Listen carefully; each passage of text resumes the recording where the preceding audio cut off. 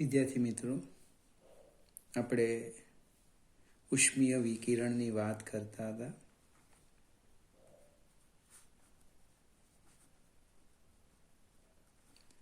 લગભગ એક કે બે મુદ્દા જોયા હતા. દરેક પદાર્થ પોતાના તાપમાન અનુસાર ચોક્કસ અથવા નિશ્ચિત આવૃત્તિવાળા વિકિરણનું ઉત્સર્જન કરે છે. તાપમાન બદલાતા એ આવૃત્તિ બદલાય છે. વિકિરણનું ઉત્સર્જનની સાથે સાથે એની પર આપાત વિકિરણનું એ શોષણ પણ કરે છે. એટલે ઉત્સર્જન અને શોષણ બંને પ્રક્રિયા સાથે ચાલે છે. જો ઉત્સર્જનનો દર એ શોષણના દર કરતાં મોટો હોય તો તાપમાન ઘટે અને શોષણનો દર ઉત્સર્જનના દર કરતાં મોટો હોય તો તાપમાન વધે. જો બંને સરખા જ હોય તો તાપમાન અચળ રહે.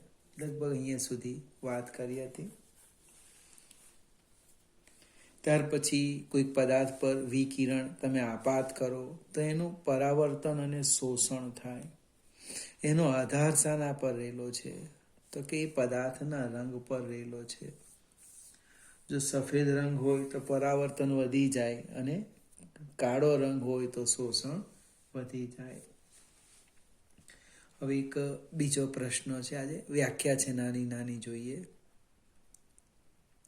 કાળો પદાર્થ, સંપૂર્ણ કાળો પદાર્થ. આગળ એક બીજો શબ્દ લખી દઈએ આપણે, સંપૂર્ણ. કાળો પદાર્થ એટલે રંગે કાળો નહીં, સમજો. કાળો પદાર્થ કોને કહેવાના? કે કોઈક પદાર્થ પર વિકિરણ આપાત કરવામાં આવે અને તે સંપૂર્ણ 100% વિકિરણનું શોષણ કરે તો તેને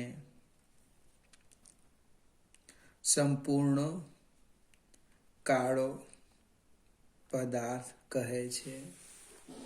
કોઈક પદાર્થ પર આપાત વિકિરણનું સંપૂર્ણ 100% જો શોષણ થાય તો તે પદાર્થને કાળો પદાર્થ કહે છે.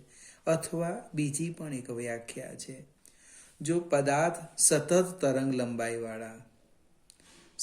તરંગ લંબાઈવાળા વિકિરણનું ઉત્સર્જન કરે તો તે પદાર્થને સંપૂર્ણ કાળો પદાર્થ કહે છે. આ સંદર્ભમાં આપણે સૂર્યને શું કહેવાના? સંપૂર્ણ કાળો પદાર્થ કહે છે. હવે એક બીજું સરસ ઓબ્જેક્ટિવ છે, વિનનો સ્થાનાંતર. વિનનો સ્થાનાંતર નો નિયમ. વિનનો સ્થાનાંતરનો નિયમ. હવે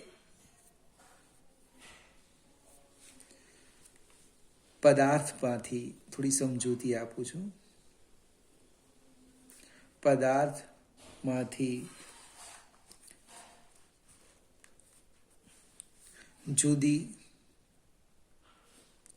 જુદી તરંગ લંબાઈના વિકિરણનું ઉત્સર્જન થાય છે. કોઈક પદાર્થ હોય, ધારો કે આ બોલપેન છે, તેમાંથી અલગ અલગ તરંગ લંબાઈવાળા વિકિરણનું એના તાપમાન અનુસાર ઉત્સર્જન કરે છે. હવે આ જે વિકિરણ છે એ વિકિરણમાં કોઈ એક તરંગ લંબાઈના તરંગોની સંખ્યા સૌથી વધારે હોય છે. અને આ જે વિકિરણનું ઉત્સર્જન કરે એ વિકિરણમાં કોઈ એક તરંગ લંબાઈના તરંગની સંખ્યા સૌથી વધારે હોય છે. આ તરંગ લંબાઈને લેમ્બડા એમ મહત્તમ તરંગ લંબાઈ કહે છે. હવે મહત્તમ ઉર્જા માટેની તરંગ લંબાઈ, આનો અર્થ એનું મૂલ્ય મોટું છે એવું નહીં, પણ જે તરંગ લંબાઈના તરંગોની સંખ્યા સૌથી વધારે હોય તે તરંગ લંબાઈને મહત્તમ તરંગ લંબાઈ કહે છે. એની પાસે ઉર્જા સૌથી વધારે, ઉર્જા કેવી આવવાની? મહત્તમ આવવાની.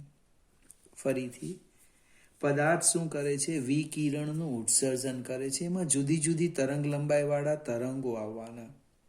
એમાં કોઈ એક તરંગ લંબાઈના તરંગોની સંખ્યા સૌથી વધારે હોય, એટલે કે ઉર્જા સૌથી વધારે હોય, એ તરંગ લંબાઈને મહત્તમ તરંગ લંબાઈ કહે છે. હવે વિનનો સ્થાનાંતરનો નિયમ શું કહે છે? કે મહત્તમ તરંગ લંબાઈ ચલે છે નિરપેક્ષ તાપમાન.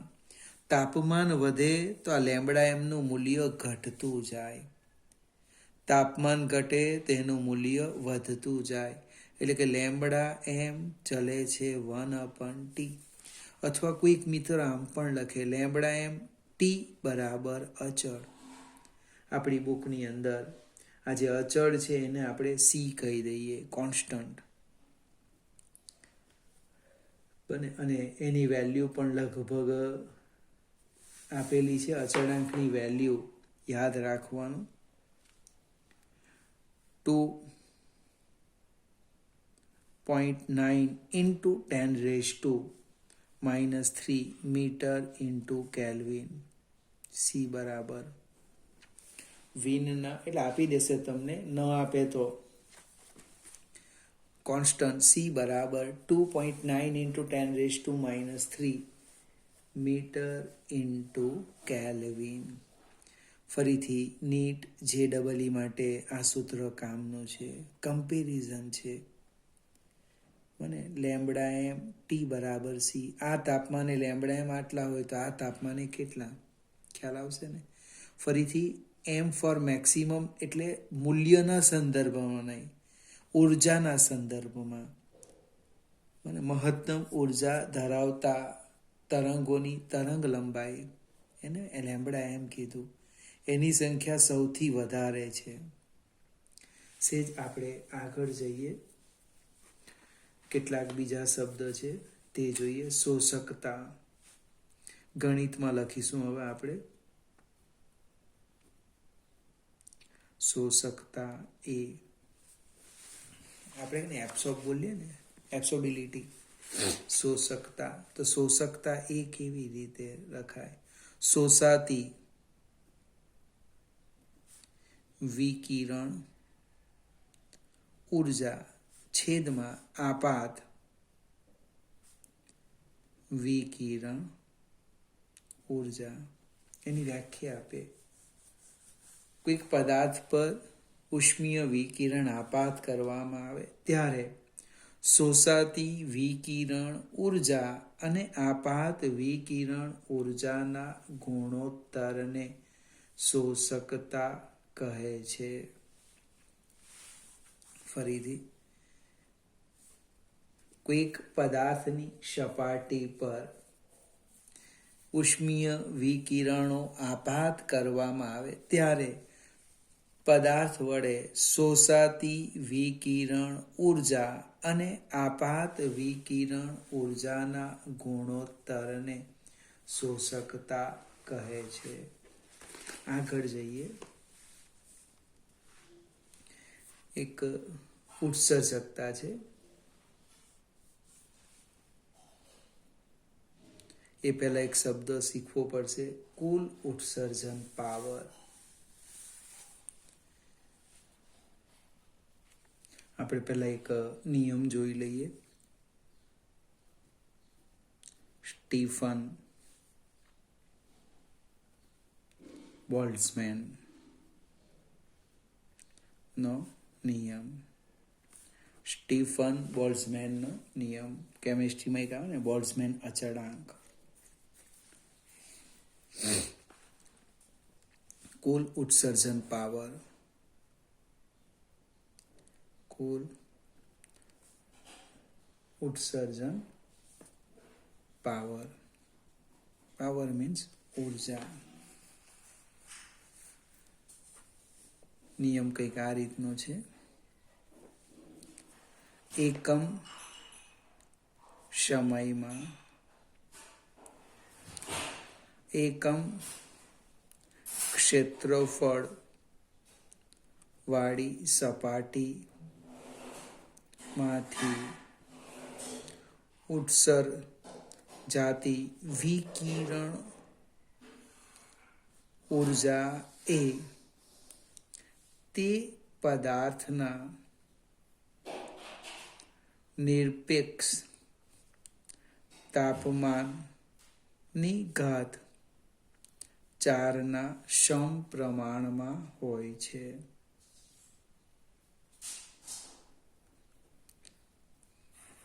ચતુર્થ ઘાત.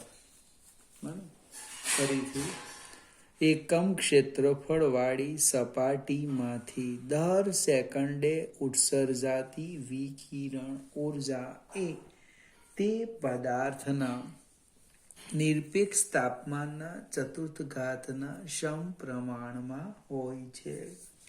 એટલે ઉર્જા માટે કોઈ W લખે, કોઈ E લખે, કોઈ H લખે. E ચલે છે T⁴. એટલે કે W બરાબર E સિગ્મા T⁴. E ને ઉત્સર્જકતા કહેવાના. E નું નામ છે ઉત્સર્જકતા. સિગ્માનું નામ છે સ્ટીફન બોલ્ટ્ઝમેન અચળાંક. સ્ટીફન બોલ્ટ્ઝમેન અચળાંક. અને આ જે સમીકરણ મળ્યું એ સમીકરણનું નામ છે સ્ટીફન બોલ્ટ્ઝમેન નિયમ. ફરીથી આ એક અગત્યનું ઓબ્જેક્ટિવ છે. એકમ ક્ષેત્રફળ વાળી સપાટીમાંથી દર સેકન્ડે, જો હું આ રીતે લખું છું ફરીથી, W/AT ચલે છે T⁴. એકમ ક્ષેત્રફળ વાળી સપાટીમાંથી દર સેકન્ડે ઉત્સર્જાતી વિકિરણ ઉર્જા એ તે પદાર્થના નિરપેક્ષ તાપમાનની ઘાત 4ના સમપ્રમાણમાં હોય છે. એટલે આ રીતે પણ લખાય W/AT બરાબર E સિગ્મા T⁴. અથવા W બરાબર કોઈક આમ પણ લખે E સિગ્મા AT T⁴. અને શું કહેવાના? સ્ટીફન બોલ્ટ્ઝમેનનો નિયમ. આગળ જઈએ. T તાપમાનવાળા પદાર્થને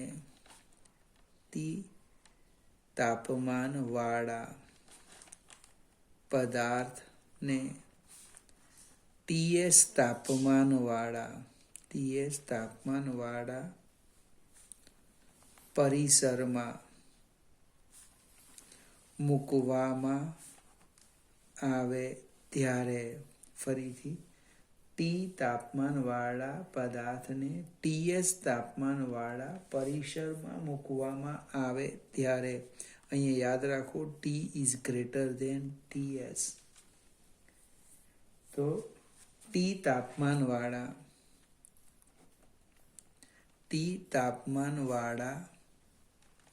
પદાર્થ માટે વિકિરણ ઉર્જા ગુમાવવાનો દર, વિકિરણ ઉર્જા ગુમાવવાનો દર કેટલો થવાનો? dQ/dt બરાબર E sigma A T⁴ minus TS⁴. કોઈક મિત્ર આને H પણ લખે. ફરીથી ખૂબ અગત્યના બે શબ્દ જોયા. એક સ્ટીફન બોલ્ટ્ઝમેન નિયમ.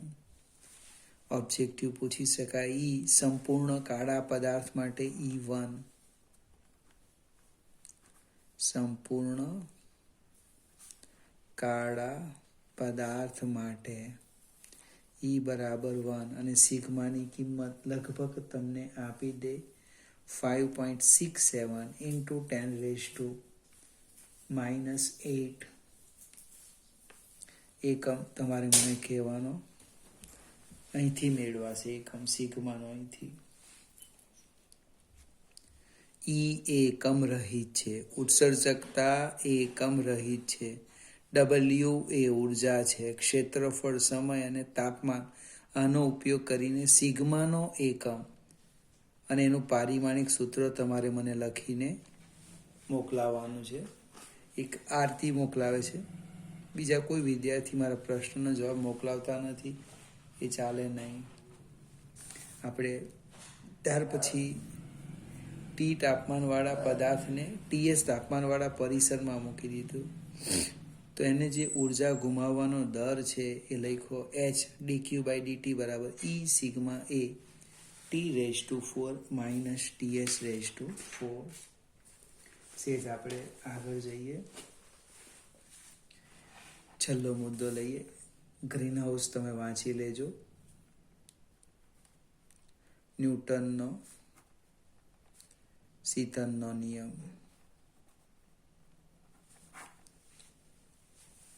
શીતન મીન્સ ઠંડાપણાનો નિયમ. કોનો? તો કે ન્યૂટનનો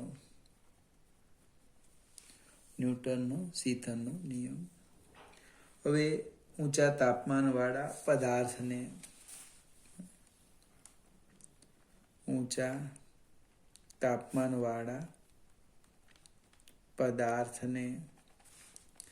નીચા તાપમાનવાળા પરિસરમાં મૂકવામાં આવે ત્યારે શું થાય? તે પદાર્થ ઉષ્મા ઉર્જા ગુમાવે. અને ત્યારે તે પદાર્થ શું કરે છે? ઉર્જા ગુમાવે. ઉર્જા ગુમાવે એનો અર્થ શું થવાનો? એનું તાપમાન ઘટે. તાપમાન ઘટે એનો અર્થ એ પદાર્થ ધીમે ધીમે ઠંડો બનતો જાય. એટલે ઉર્જા ગુમાવવાને કારણે એ ઠંડો બનતો જાય. એ નિયમ કોણે આપેલો? ન્યૂટને આપેલો. એટલે ન્યૂટનનો શીતનનો ઠંડાપણાનો નિયમ. હવે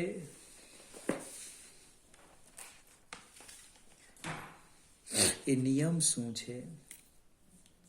કે પદાર્થનો ઉર્જા ગુમાવવાનો દર એ નિયમ લખું છું. પદાર્થનો ઉર્જા ગુમાવવાનો દર. ફરીથી ન્યૂટનના શીતનનો નિયમ જોજો. પદાર્થનો ઉર્જા ગુમાવવાનો દર એ પદાર્થ અને પરિસરના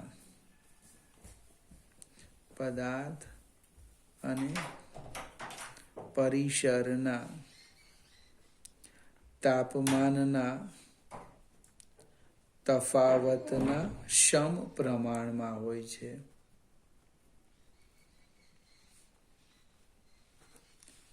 નાના તાપમાનના તફાવત માટે. જો તાપમાનનો તફાવત વધુ મોટો ન હોય તો ઉર્જા ગુમાવવાનો દર એટલે કે dQ/dt ચલે છે ΔT. ΔT એટલે શું?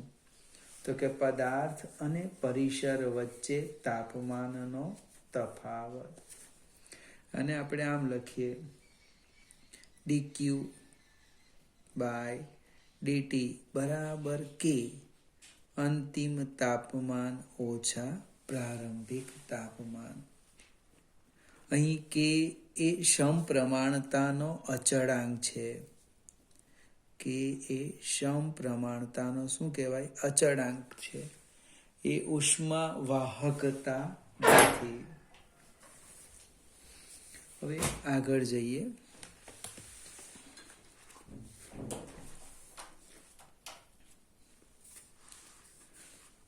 આપણી પાસે જે પદાર્થ છે એ પદાર્થની વિશિષ્ટ ઉષ્મા ધારિતા S છે.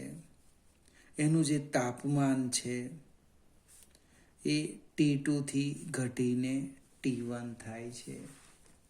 અથવા તો પદાર્થનું તાપમાન T2 છે અને પરિસરનું તાપમાન T1 છે. તો dt સમયમાં, સમયગાળો ખૂબ નાનો હોય ત્યારે dt સમયમાં ગુમાવાતી ઉષ્મા ઉર્જા કેટલી થાય? તો આમ લખાય dq બરાબર ms T2 minus T1. dq બરાબર ms T2 માઇનસ T1. અથવા તો આમ લખી દઈએ તાપમાનનો તફાવત dT2. કોઈ T2 નહીં લખો, dt ડેશ લખી દેવું. હવે બંને બાજુ dt વડે ભાગી દઈએ. dq બાય dt બરાબર ms dT2 બાય dt. આ સમીકરણ 2. હવે સમીકરણ 1 પણ છે ઉર્જા ગુમાવવાનો દર. અરે વાહ! આ સમીકરણ 2, આ m એ પદાર્થનું દળ છે. કે મારી પાસે જે પદાર્થ છે એનું દળ m છે, વિશિષ્ટ ઉષ્માધારિતા S છે, એ પદાર્થનું તાપમાન T2 છે ને પરિસરનું T1 લીધું. એના પરથી આ લખી દીધું સમીકરણ 1 અને 2 પરથી. સમીકરણ 1 અને 2 પરથી શું લખાય? આમ લખાય ms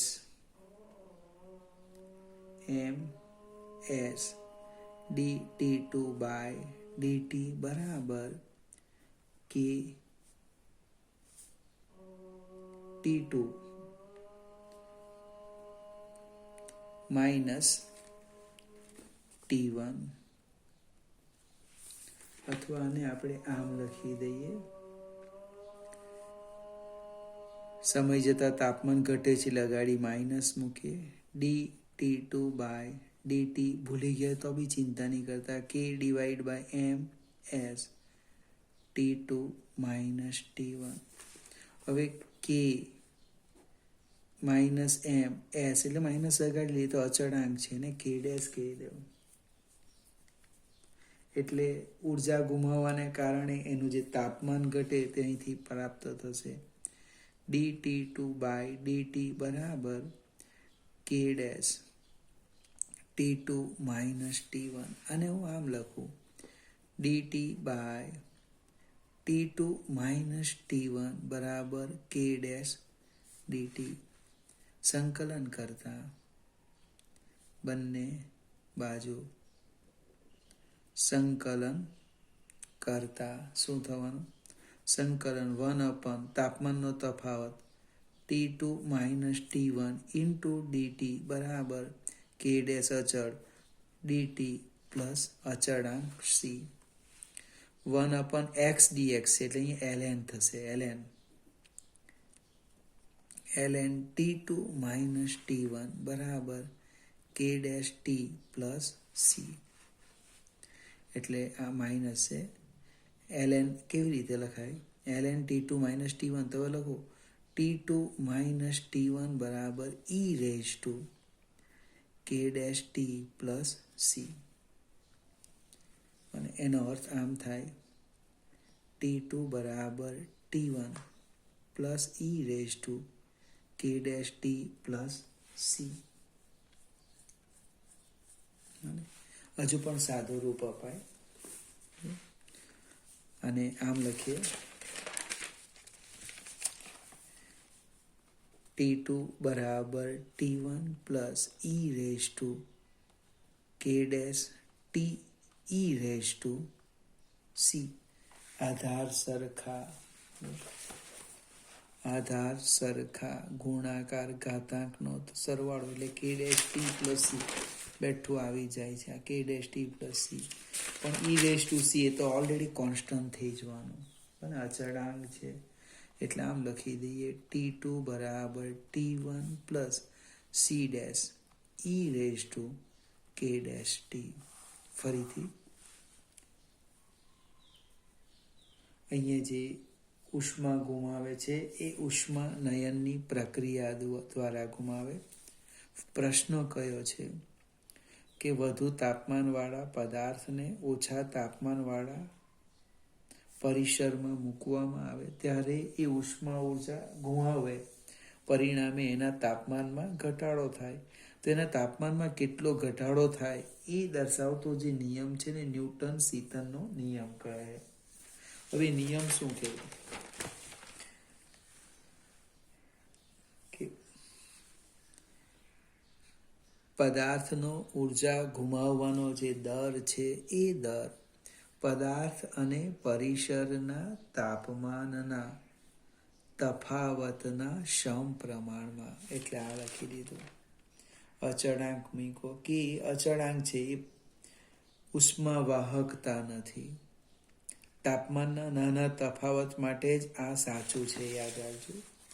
પછી એક પદાર્થ લીધો એમ દળનો એની વિશિષ્ટ ઉષ્મા ધારી લીધી, તાપમાન T2 અને ઘટીને T1 થવાનું. તો dt સમયમાં ગુમાવાતી ઉષ્મા કેટલી? dq બરાબર ms T2 માઇનસ T1. અને T2 લખો તો 2 નહીં લખો, ખાલી T લખો. dt તાપમાન છે ટૂંકમાં, આ 2 કાઢી નાખો. dt dq બરાબર આટલા, બંને બાજુ dt વડે ભાગી દીધા. સમીકરણ 1 અને 2 ને સરખાવો તો સાદું રૂપ આપતા આવી ગયા. અહીંયા તાપમાનને આ બાજુ લીધું, સમયને આમ લઈ ગયા, સંકલન કરો એટલે આ સ્ટેપ આવી ગયું. સાદું રૂપ આપો. અને અહીં જે પદાર્થ ઉર્જા ગુમાવે છે એ કઈ રીતે? ઉષ્મા નયનની રીતે. એટલે ટી સમય પછીનું તાપમાન કેટલું ઠંડો બનશે એ આ સૂત્રથી આપણે જાણી શકીએ. વિદ્યાર્થી મિત્રો, લગભગ થિયરી અહીંયા પૂરી થાય છે. હવે પછી આપણે જે એક્ઝામ્પલો બાકી છે એ ગણીશું. આ ચેપ્ટરમાં ઘણી બધી વસ્તુ અગત્યની આવેલી છે ને નોંધ કરજો અને એક નોટ પણ બનાવજો.